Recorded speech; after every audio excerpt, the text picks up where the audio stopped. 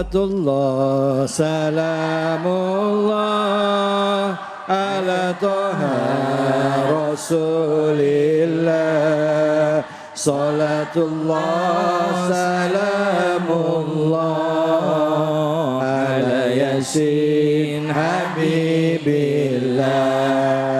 Tawassalna bi bismillah wa bil hadi rasulillah wa kulli mujahidin lillah bi ahlil badri ya Allah. Sallu ala Nabi Muhammad. Alhamdulillah, alhamdulillahirabbil alamin. Kita kembali lagi di Cahaya Hati Indonesia.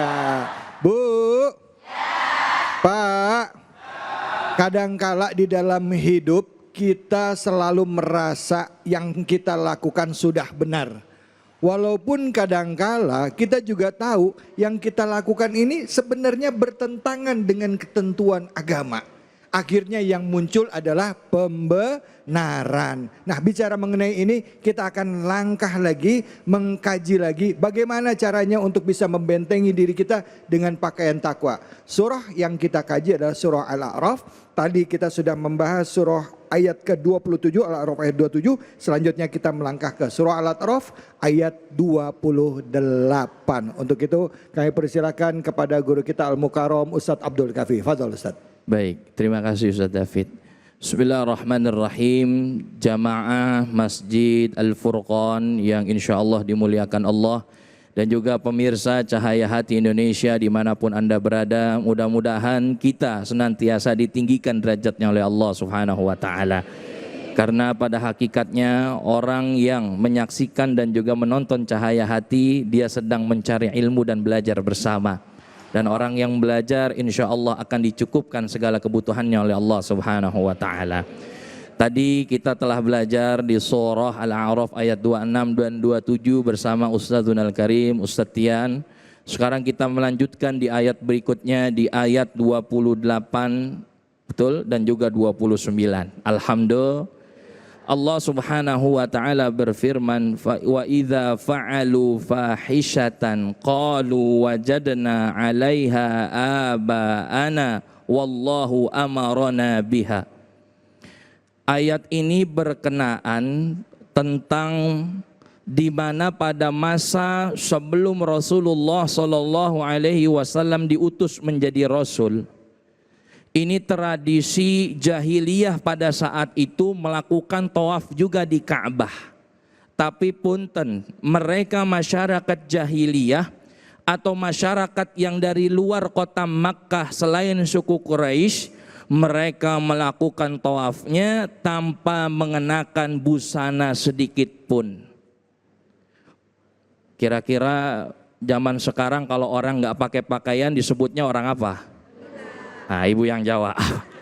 Namanya orang Jadi tradisi tawaf pada zaman dahulu itu orang melaksanakannya dengan apa? Tanpa busana. Mereka beralasan bahwa ini adalah ajaran nenek moyang saya. Nenek moyang saya. Dan juga mereka beralasan bahwa pakaian yang kita kenakan pada saat sehari-hari itu penuh dosa, maka kita tidak layak untuk melakukan tawaf. Maka tawaf tanpa mengenakan sehelai pakaian pun hanya sedikit yang dipakai untuk menutupi sedikit daripada, mohon maaf, kemaluannya, baik laki-laki maupun perempuan kecuali suku Quraisy. Tuh lihat, kira-kira tawaf nggak pakai baju bagaimana Bu rasanya Bu? Panas. Iya, kalau wanita malam hari juga biasanya tanpa mengenakan pakaian. Maka hal inilah yang langsung turun ayat wa idza fa'alu fahishatan.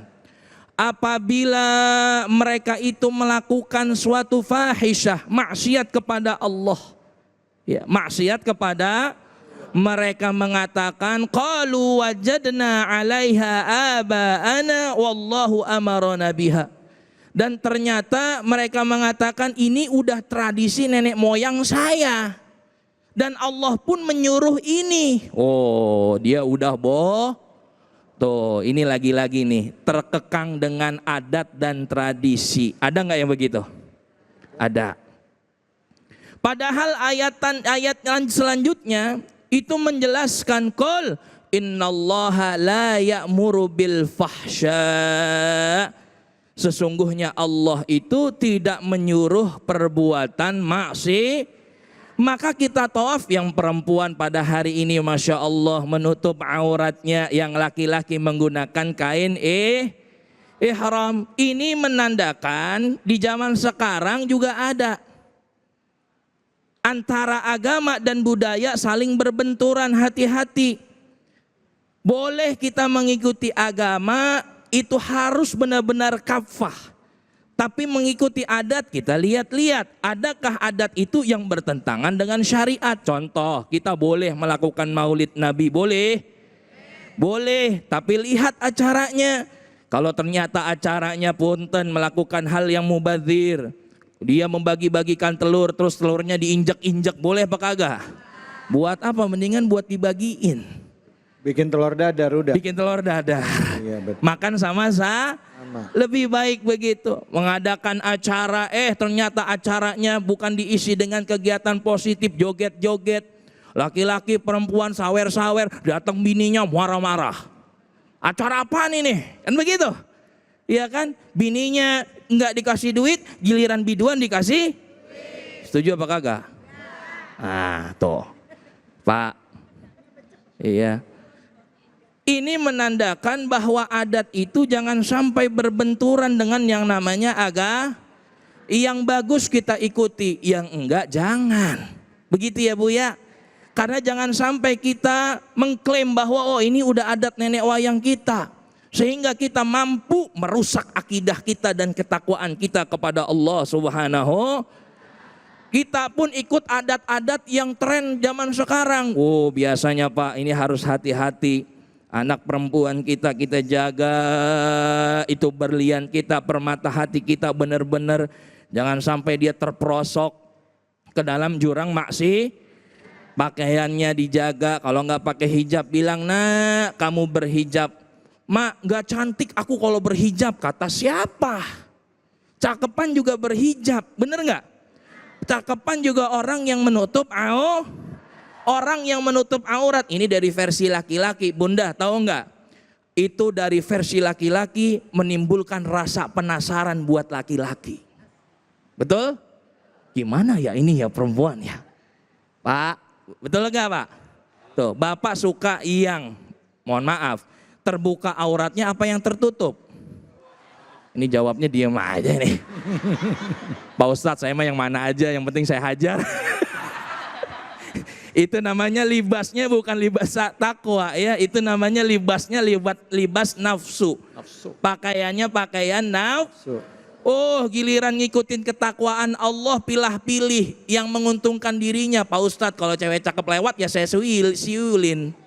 Kalau perawan siulnya 1, wit. Kalau janda siulnya 3, wit. Ada yang begitu? Ada. Itu namanya tergantung nafsu. Giliran diuji oleh Allah Subhanahu wa taala baru dah dia ngeluh. Waduh, saya lagi diuji, padahal dia senantiasa melakukan kemaksiatan kepada Allah Subhanahu. Maka Allah melanjutkan dalam ayat berikutnya di 29, qul amara rabbi bil qist. Katakanlah bahwa Allah menyuruh kita untuk bersikap adil. Wa aqimu wujuhakum inda kulli masjidin wad'uuhu mukhlishina lahuddin. Kita disuruh oleh Allah tawajjuh kepada Allah dengan penuh khusyuk. Kemudian berdoa dengan penuh rasa ikhlas. Itu yang Allah pengen kepada kita. Bukan kita memakai hijab itu karena dibilang cantik, bukan. Bukan juga kita menutup aurat pengen dapat banyak endorse, bukan juga kita menutup aurat gara-gara kita pengen dibilang soleh. Bukan. Termasuk yang bapak-bapak. Pak, biar kata bapak-bapak juga harus menjaga aurat. Dari mana Pak aurat laki-laki? Dari pudel udel pusar sampai Nih, tuh udah pada tahu ya. Jadi yang olahraga jangan biasain itu pakainya segini doang. Jangan salah Pak, lah biar kata udah tua juga kalau nafsu laki melaki ada. Iya. Bener gak Ustaz David? Iya, Ustaz, ya. Justru yang lebih susah itu yang begitu Bun. Kalau bunda suaminya punten, naudzubillah, ada orang selingkuh nih suami. Selingkuhnya sama perempuan gampang dilacak. Yang susah itu suami selingkuh sama laki-laki. Bener apa kagak? Lah susah dilacaknya, orang sama-sama. Itu dia, innalillahi wa inna ilaihi Raji'un. maka kita ibadah ikhlas karena Allah. Tadi kita udah belajar takwa. Tapi yang terakhir kata Allah tadi, wad'uhu mukhlishina lahud. Kita berdoa penuh dengan hati yang ikhlas kepada Allah. Karena al-ikhlas ruhul amal. Yang namanya ikhlas adanya ruhnya amal. Buat apa ibadah banyak-banyak kalau enggak ikhlas, itu akan sia-sia. Mudah-mudahan kita dikategorikan orang-orang yang mukhlisin. Amin. Amin ya rabbal alamin. Terima kasih banyak Ustadz, Bu. Yang mau nanya siapa angkat tangannya? Silakan tinggi-tinggi angkat tangannya. Kok dikit amat, mana yang lain? Yang lain mana? Silakan. Ya, Ibu. Ya, nama dan pertanyaan. Assalamualaikum warahmatullahi wabarakatuh. Waalaikumsalam warahmatullahi wabarakatuh. Nama saya Ibu Zumratul Ilma, saya dari Taklim Babu Salam, Tangerang Selatan. Pak Ustadz, saya mau bertanya, bagaimana caranya menasihatin seorang perempuan yang mulai melepas hijab karena sakit hati, dan bagaimana caranya menegur seorang laki-laki yang memakai celana pendek, yang biasa memakai celana pendek dan buka baju di tempat umum. Sekian. Terima kasih Pak Ustadz. Assalamualaikum warahmatullahi wabarakatuh. Waalaikumsalam. Ini buka baju depan umum kerokan apa gimana ini, Bu? Itu dia Laki-laki Ustaz main David. kerokan aja depan. Mohon maaf bukannya body shaming, mejeng di depan udah mah perutnya gede, kerokannya depan belakang, Lah. udah begitu tidurnya ngorok, lengkap udah. Ya Allah. Astagfirullah. Silakan Ustaz, langsung dijawab Ustaz. Baik, bismillahirrahmanirrahim. Ini pertanyaannya luar biasa ya. Ini sering terjadi di sekitaran kita. Bagaimana cara menasehati orang yang ternyata lepas hijab ya karena lantaran sakit. Banyak bunda, hal ini terjadi di media sosial, itu terjadi. Bahkan di kalangan masyarakat juga terjadi.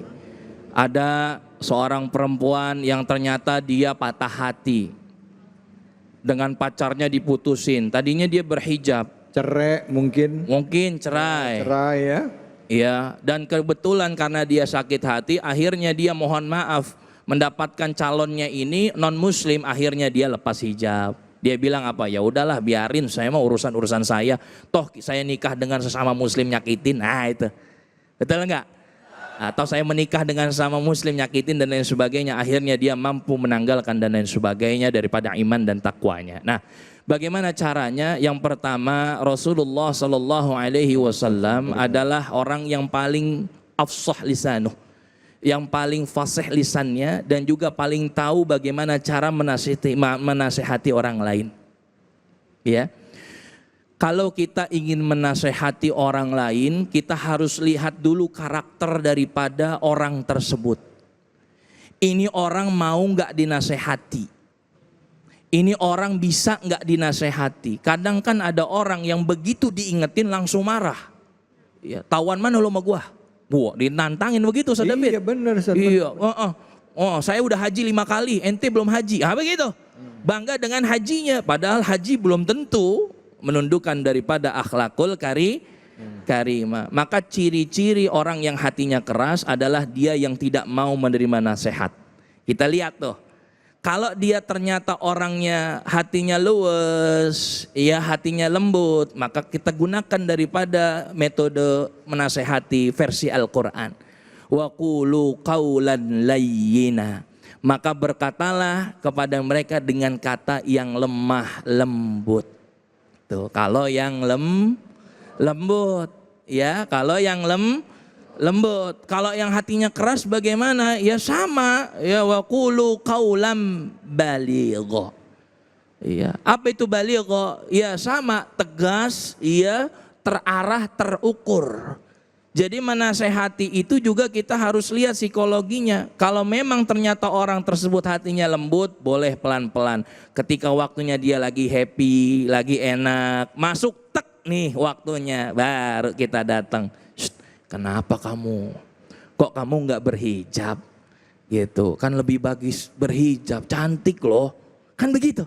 Ingat tuh, Bu, ya, lebih cantik kan berhijab. Kenapa? Kalau nggak berhijab pipi kamu kelihatan lebih cabi. Kan ada yang begitu. Ya kan? Begitu. Jadi kita angkat aja Bunda. Jangan juga kita menunjukkan bahwa kamu tuh nggak berhijab, dosa loh. Setiap orang yang melihat kamu, setiap melihat helai rambut kamu, itu akan masuk neraka kamu. Nanti ayah kamu dimintai pertanggungjawabannya nanti di akhirat. Bla bla bla bla bla bla bla bla bla. Wah, orang makin ngeper Bu kayak begitu. Bener nggak? Nah, kita lihat psikologinya. Yang laki-laki juga begitu. Ingetin Pak, pakai baju apa? Kan udah haji, ngomongnya haji 5 kali. Masa di depan rumah pakai kaos oblong ketekan doang. Ayo jaga auratnya, kan gak enak dilihat orang. Katanya dipanggil Pak Haji, kan begitu?